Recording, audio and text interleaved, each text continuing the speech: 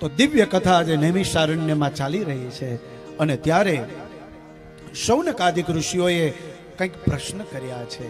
કેવા પ્રશ્ન છે આવો આપણે સાંભળીએ.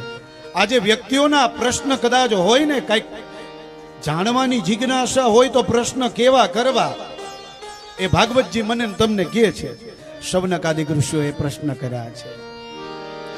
અજ્ઞાન દેવાંધ વિધવંશ કોટિ સૂર્ય સમપ્રભ સૂતાખ્યાહી કથા સારમ મમ કર્ણ રસાયણ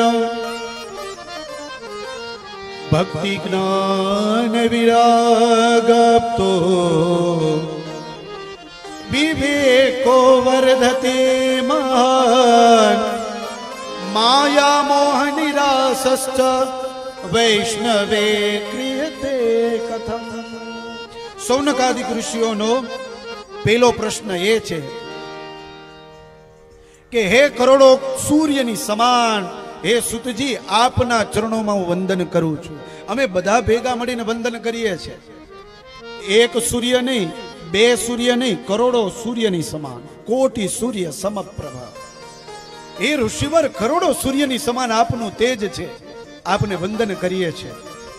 અવારનવાર આપ કથા સંભળાવો છો ને અમે સાંભળીએ છીએ, પણ હે પ્રભુ, હે ગુરુ મહારાજ, હવે તમે કથાનો સાર સંભળાવો.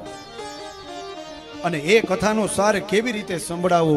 તો કે કથા સારમ મમ કર્ણ રસાયણમ. અમારા કર્ણરંધ્રની અંદર જેમ રસ જાય ને, એમ રસ, શબ્દ રૂપી રસ એ કર્ણરંધ્રની અંદર જાય અને ત્યાંથી હૃદયસ્થમાં જાય અને હૃદયમાં ભગવાન કૃષ્ણનું, એ હૃદયમાં પ્રભુનું દર્શન થાય, એવી કથાનો સાર તમે સંભળાવો. આ પહેલો પ્રશ્ન. બીજો પ્રશ્ન, જે કથા સાંભળવાથી ભક્તિ મળે, જ્ઞાન મળે, વૈરાગ્ય મળે અને જેની વધારે જરૂર છે મને ને તમને, એ વિવેક મળે, એવી કથા તમે સંભળાવો. કથા સાંભળવાથી શું મળે? તો કે પેલું ભક્તિ મળે. કદાચ આપણા પાસે જ્ઞાન હોય કે ન હોય એ ચાલે, પણ આપણી અંદર ભક્તિ હોવી જોઈએ. અમારા ઋષિ બાપુ એમ કહે, આજે જ સવારે કહેતા હતા, એ કે દાદા હું પૂજામાં ન બેસું ન હાલે. આપણે સંકલ્પ કરી લીધો છે કે આપણે કથા કરવાની, તમે કથા સાંભળશો, તમે કથા કરશો અને અમે સાંભળશું, એટલે પૂજા આવી ગઈ, એમ ન ચાલે.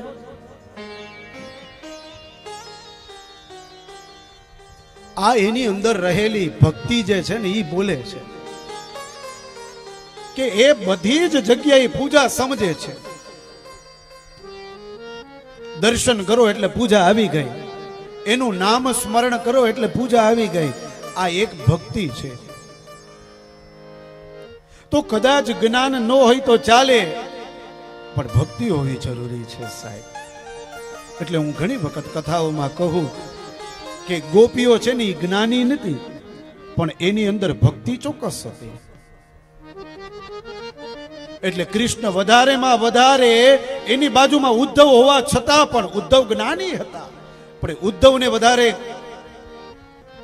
પૂછતા કે એને યાદ કરતા, એની કરતા વધારેમાં વધારે એ ગોપીઓને યાદ કરતા સાહેબ. એનો મતલબ એમ કે કૃષ્ણ છે ને એ વધારેમાં વધારે જે ભક્તિ છે ને જેના પાસે, એ ભક્તને યાદ કરે છે.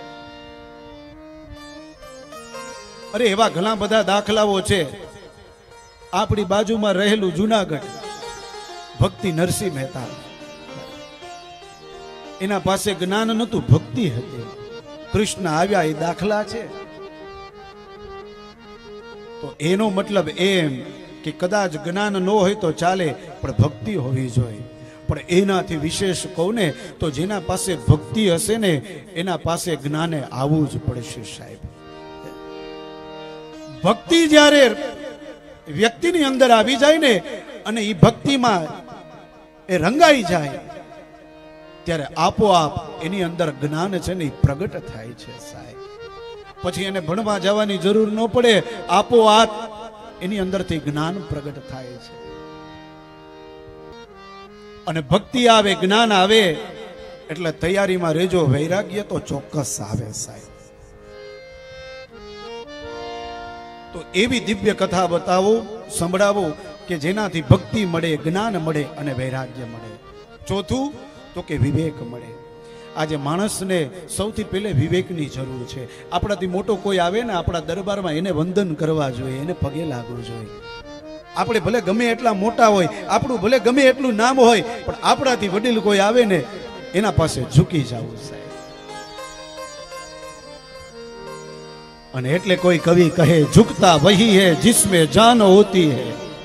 ચિરાગભાઈ, ઝુકતા वही है जिसमें जान होती है, अकड़ना तो मुर्दों की पहचान होती है. अकड़ना तो मुर्दों की पहचान होती है. જ્યાં સારું લાગે ને ત્યાં ઝૂકી જવું સાહેબ. અને આમ પણ કહ્યું છે ને, જે વ્યક્તિ નમે ને એ સૌને ગમે. જ્યાં એવું લાગે ને ત્યાં નમી જવું, બહુ અકડમાં ન રહેવું, ઝૂકી જાવ. એટલા માટે એવી કથા સંભળાવો કે જેમાંથી અમને વિવેક મળે. જેની અંદર વિવેક નથી ને કથા સાંભળે ને, આ ભાગવતજીની કૃપા એના ઉપર થઈ જાય, એ વિવેકી બની જાય સાહેબ. આગળ તો કે માયા જાય, મોહ જાય, એવી કથા સંભળાવો. ઘણા લોકોને એના પરિવારમાંથી, એના કુટુંબમાંથી માયા જતી નથી. એવો વ્યક્તિ આ કથા સાંભળે ને એ માયા વહી જાય, એ મમત્વ વયું જાય. આ મારું છે, આ મારું છે, આ મારું છે. એલા ભલા માણસ કોઈ કોઈનું છે જ નહીં. આ સંસારમાં કોઈ કોઈનું નથી. આ તો આ સંસારમાં આવ્યા છે અને એક નાટક કરીએ છે. કહીએ ને તો એક રોલ આપણે ભજવીએ છીએ. જે ભગવાને મને તમને એક રોલ આપ્યો છે કે જા તું એક દીકરો છો, એ દીકરાની ફરજ બજાવ. આ તારું નાટક છે, આ તારો રોલ છે. અને એ રોલ પૂરી નિષ્ઠાથી ભજવ. કે આ તારો પિતા છે, આ તારી માતા છે, અથવા માતા પિતા બન્યા છે તો આ તારો દીકરો છે, આ તારી દીકરી છે.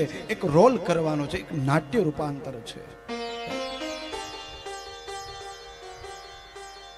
પણ એક નાટકનો પણ સમય હોય. એ સમય પૂરો થઈ જાય ને એટલે નાટક પૂરું થઈ જાય. બસ મારું ને તમારું નાટક પૂરું થઈ જશે ને, અને યમનું તેડું, આ ઈશ્વરનું તેડું આવશે, આ નારાયણનું તેડું આવશે, વયો જવાનું છે. જેવું જેને કર્મ કર્યું હશે એવું તેડું આવશે.